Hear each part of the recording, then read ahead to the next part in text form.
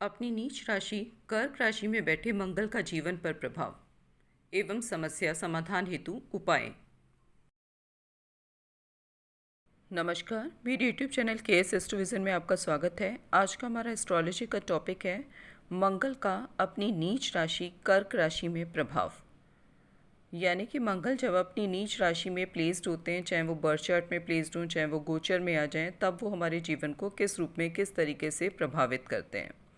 तो इसके लिए सबसे पहले ये जानना ज़रूरी होगा कि मंगल हमारे जीवन में किन किन चीज़ों का प्रतिनिधित्व करते हैं। ठीक है, वो कौन सी चीज़ें हैं जो मंगल के स्वामित्व के अंतर्गत आती हैं, मंगल के अधिकार क्षेत्र में आती हैं।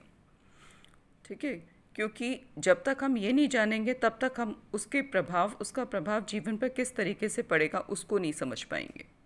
तो चलिए शुरू करते हैं। वैदिक ज्योतिष में मंगल जो ग्रह है ना, वो बहुत बड़ी महत्वपूर्ण भूमिका निभाता है। मंगल ग्रह हमारे कार्य करने की क्षमता, निर्णय लेने की क्षमता, योग्यता, इन सब को दर्शाता है। मंगल को तुरंत इफेक्ट देने वाला एक स्ट्रॉन्ग प्लैनेट जो है ज्योतिष में माना जाता है, जो ऊर्जा और शक्ति प्रदान करता है। यही काल पुरुष की कुंडली में पहले और 8वें घर का स्वामी होता है मंगल ही। और अब इसके और राशि चक्र में जो मेष है ना, वो वृश्चिक राशि का और मेष राशि का इसको स्वामित्व प्राप्त होता है। मेष राशि को हम 1 नंबर से डिनोट करते हैं और वृश्चिक राशि को 8 नंबर से डिनोट करते हैं।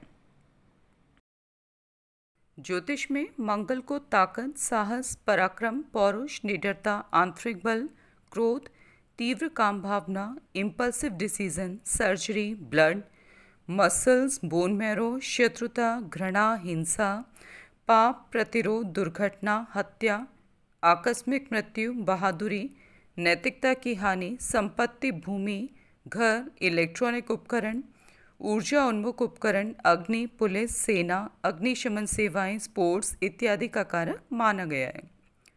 मंगल लड़कियों की कुंडली में प्रेमी या जीवन साथी का भी प्रतिनिधित्व करता है। मंगल ग्रह अपनी स्थिति के आधार पर रचनात्मक भी हो सकता है और विनाशकारी भी हो सकता है। ये दोनों तरीके की ऊर्जाओं को दर्शाता है। सूर्य, चंद्र और बृहस्पति इसके मित्र होते हैं, जबकि बुध और राहु इसके शत्रु हैं। शनि और केतु के साथ मंगल न्यूट्रल रिलेशंस को शेयर करता है। यदि मंगल व्यक्ति की कुंडली में लाभकारी है, शुभ स्थिति में है, तो व्यक्ति काफ़ी एक्टिव और एनर्जेटिक होता है। लेकिन यदि मंगल कुंडली में कमज़ोर स्थिति में है, तो व्यक्ति दुर्घटनाओं, ऑपरेशन, हड्डियों, यकृत की समस्याओं के कारण पीड़ित हो सकता है। यदि मंगल कुंडली में अशुभ है, तो मंगल का गोचर घरेलू वातावरण को नकारात्मक रूप से प्रभावित करता है, क्योंकि यह आवेशपूर्ण स्थितियां पैदा कर देता है।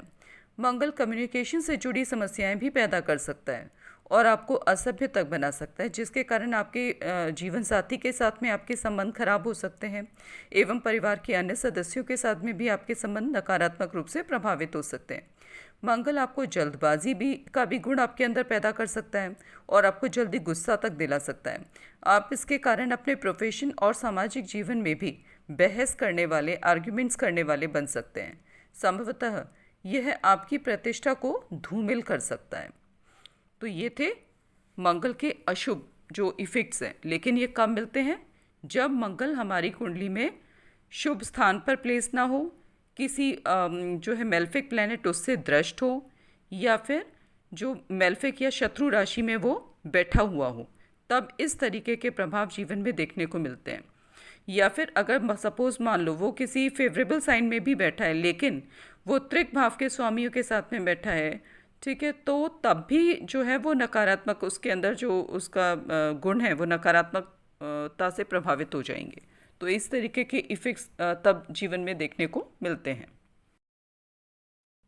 कर्क राशि में मंगल को नीच का कहा जाता है, यानी कर्क राशि में स्थित होने पे मंगल अन्य सभी राशियों की तुलना में शक्तिहीन और निर्बल होता है। इस स्थिति में मंगल अपने शुभ और सकारात्मक फल देने में समर्थ नहीं होता। लेकिन अब सवाल ये उठता है कि कर्क राशि में ही, चंद्रमा की राशि में ही मंगल नीच का क्यों हो जाता है? तो इसका कारण ये है कि चंद्रमा मन का कारक होता है और चंद्रमा तथा इसकी राशि कर्क राशि जल तत्व प्रधान राशि है, जबकि मंगल अग्नि तत्व प्रधान ग्रह है। मंगल उग्र स्वभाव और साहस देने वाला ग्रह है और कर्क राशि में मंगल सबसे ज़्यादा मन को प्रभावित करता है, साहस निर्भीक एटीट्यूड को कमज़ोर करता है, मन को चिड़चिड़ा बना देता है। अग्नि तत्व प्रधान मंगल जल तत्व की राशि कर्क राशि में असहज हो जाता है। जिन गुणों की प्रधानता के लिए मंगल को जाना जाता है वह उन गुणों का जीवन में प्रदर्शन नहीं कर पाता।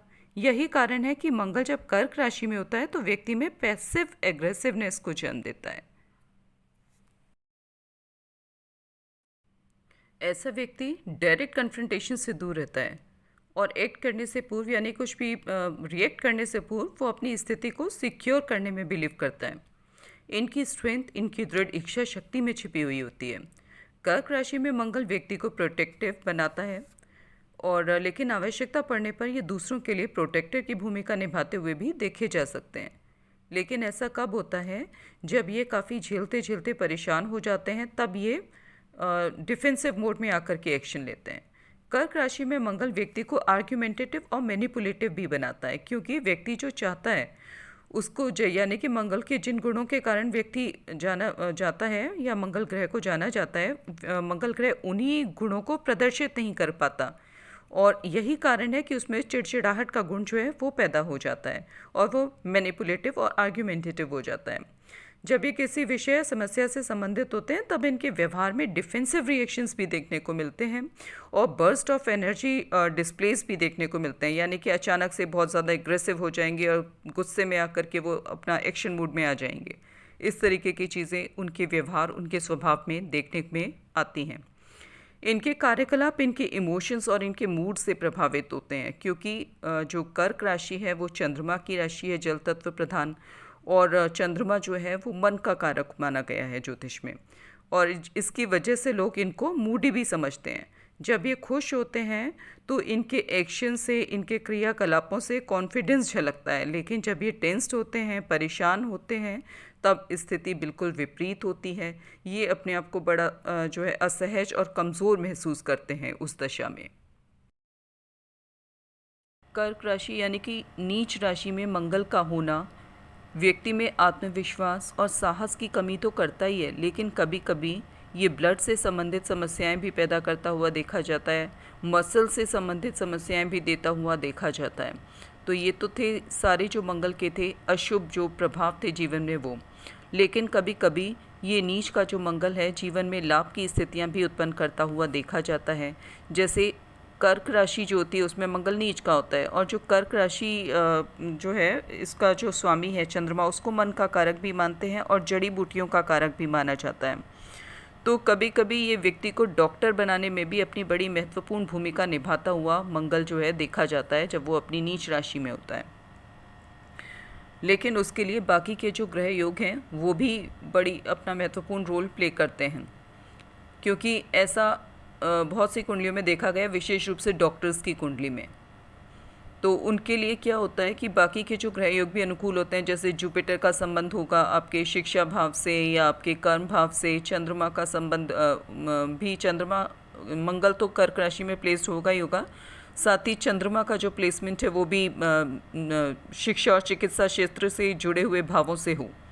जैसे छठे भाव में हो चंद्रमा तो छठा भाव होता है बीमारियों का, या 12वें भाव में हो चंद्रमा तो 12वां भाव होता है हॉस्पिटल का, या अष्टम भाव में हो चंद्रमा तो अष्टम भाव होता है लॉन्ग टर्म वाली डिजीज़ेस का, बीमारियों का। तो इस तरीके के जो प्लेसमेंट होते हैं ग्रहों के, तो ये नीच का मंगल उसमें व्यक्ति को एक अच्छा सर्जन बनाने की तरफ भी ले जाता है लाइफ में। इसके अलावा प्रशासन में भी ये सहयोग का काम करता है नीच का मंगल, और स्त्री पक्ष से भी ये फ़ायदा दिलाता हुआ देखा जाता है।